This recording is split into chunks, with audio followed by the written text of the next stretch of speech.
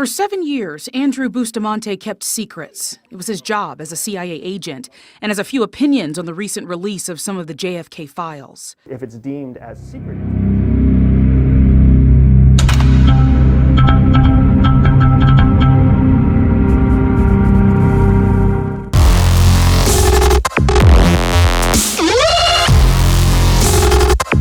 Oke guys, ketika terjadi pemberontakan, sabotase, dan spionisme di beberapa negara dunia yang berseberangan dengan kepentingan Amerika, publik dan pengamat langsung menunjuk jari mereka ke CIA. Nah, apa itu CIA guys? Dan apa yang melatar belakangi berdirinya CIA? Tapi sebelum lanjut ke ceritanya guys, jangan lupa untuk klik subscribe untuk membantu channel ini lebih berkembang dan bermanfaat ya guys. Oke, kalau sudah, kita langsung saja bahas ya.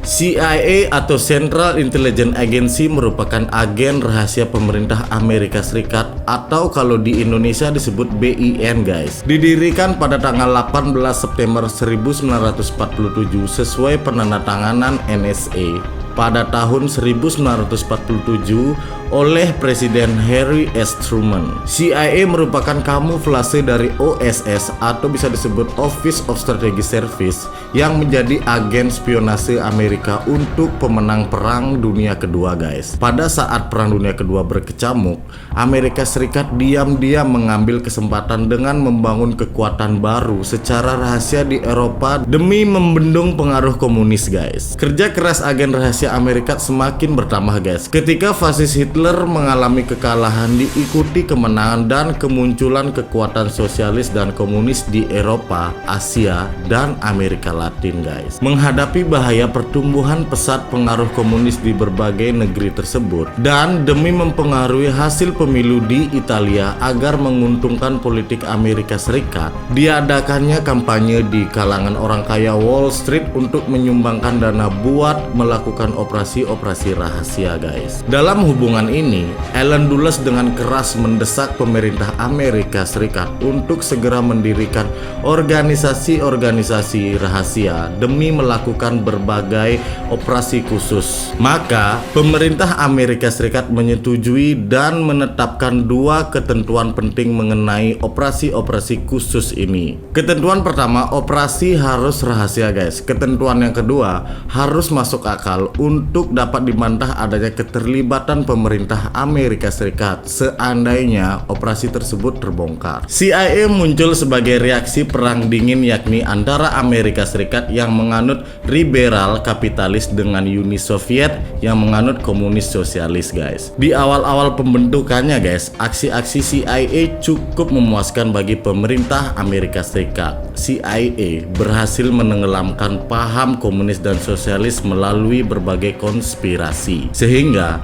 perang ideologi cukup sukses dimenangkan oleh Amerika. Dengan berkurangnya pengaruh Soviet serta hancurnya negara-negara sosialis melalui kudeta dan pemberontakan, CIA mulai memasuki isu keamanan energi guys. Operasi-operasi yang awalnya merupakan perang melawan ideologi komunis, sosialis, dan nasionalis, kini mereka bertugas menguasai negara-negara yang kaya dengan sumber daya alam dan minyak di bawah kendali Amerika Serikat guys. Mereka terus memburu negeri-negeri yang kaya sumber daya alam dari Timur Tengah, Amerika Latin, Afrika, hingga negara kita Indonesia guys. Untuk memuluskan rencana-rencana kotornya guys, CIA selalu menghalalkan segala cara. Salah satunya Indonesia yang kaya raya akhirnya dimiskinkan sejak tahun 1967 hingga saat ini guys. Dengan bantuan-bantuan ahli ekonomi Amerika Serikat seperti World Bank, IMF, EDB, dan negara-negara seperti Indonesia, Panama, Paraguay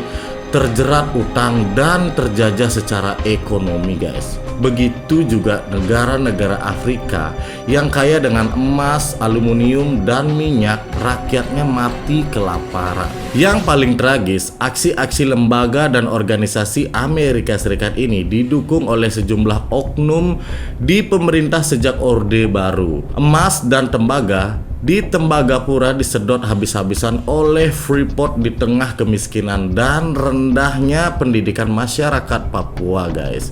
Kontrak migas pun dilelang seperti barang tidak berharga dan mengakibatkan Indonesia terkatung-katung tak kalah harga minyak naik pada Juli 2008 dan konsumsi meningkat di atas 1 juta barel per hari. Berbagai tindakan kejam perusahaan dan kepentingan Amerika mendapat legitimasi hukum lewat beberapa undang-undang. Kita tidak perlu bingung atas terbitnya beberapa undang-undang seperti migas, pendidikan, ekonomi, karena penduduk hukum Indonesia merupakan titipan pemerintah Amerika, guys. Selain hal tersebut seperti ideologi, keamanan energi dan ekonomi, CIA saat ini sedang bingung mengalahkan sejumlah kelompok Islam radikal yang disebut sebagai teroris seperti Al-Qaeda. Secara gamblang, CIA berhasil memberi hadiah kepada pemerintah Amerika atas kemenangannya membendung pengaruh komunisme, yakni hancurnya Uni Soviet pada tahun 1991 dan kini dikenal sebagai Rusia, guys. Mengucilkan Korea Utara dan Kuba serta menyeret negara-negara Eropa Timur yaitu Timur Tengah seperti Arab Saudi,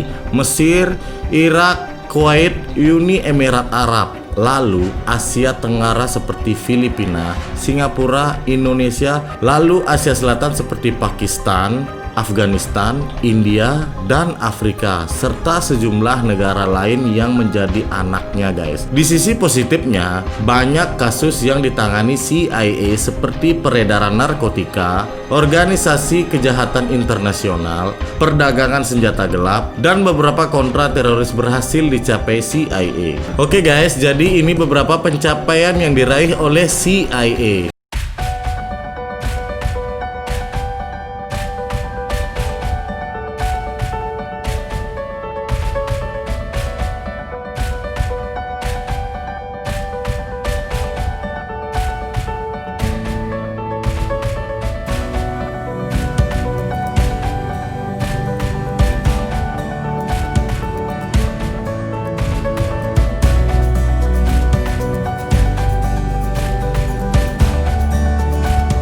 Dan ini beberapa kegagalan yang didapatkan oleh CIA.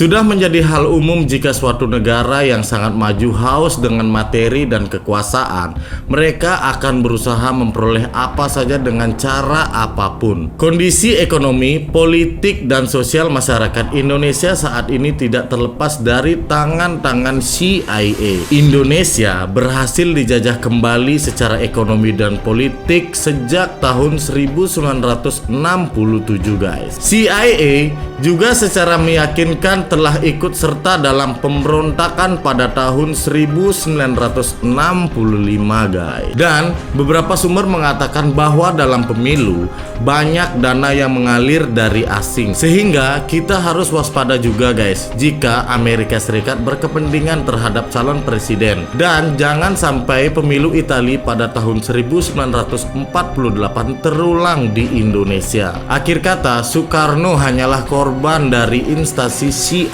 Semoga melalui pengalaman sejarah, rakyat Indonesia paham betul dan merasa memiliki Indonesia, guys. Jaga, rawat, dan raihlah kembali Indonesia agar tidak jatuh di tangan orang asing. Meskipun Amerika saat ini sedang rapuh, Indonesia harus tetap waspada akan adanya CIA baru, seperti 5 warga Australia yang terindikasi spionis yang masuk tanpa izin di tanah Papua pada September 2008 silam, guys. Begitu juga potensi spy atau mata-mata yang suatu saat mungkin saja muncul dari negara-negara kuat seperti Cina, India, maupun tetangga kita, guys, Malaysia. So guys, menurut kalian bagaimana kisah sejarah CIA ini? Komen di kolom komentar ya, guys. Thanks for watching this video guys. Jangan lupa di subscribe, like, dan di share ke semua teman-temannya.